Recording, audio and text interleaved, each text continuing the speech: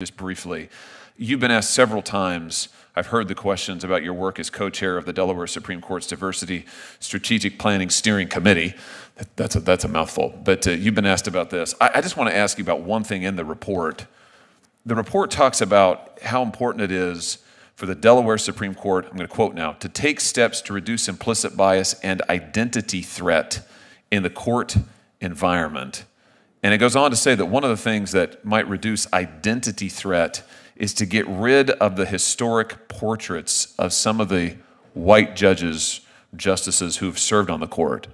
Can you explain to me what identity threat is and why getting rid of portraits of judges and justices who've served on the courts would help with that?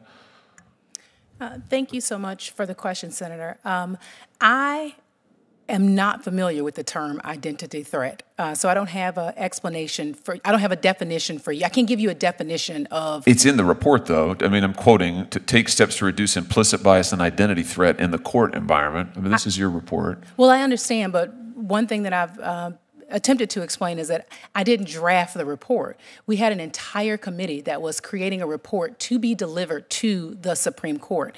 Yes, you signed off on it, though, didn't you? So there wasn't a sign-off necessarily on the report. Your name's on it, though. I understand. I was a co-chair of the committee, but I didn't draft all the words to the report. I didn't draft the recommendations to the report. The Supreme Court is considering the report, and we haven't done anything with that particular recommendation. So you don't know what identity threat is? Well, I did not put those words in there, and I'm not entirely sure what whoever drafted that specific one meant by that one. It seems kind of crazy to me, I have to say. Thank you, Mr. Chairman. I want to clarify this because you've had three people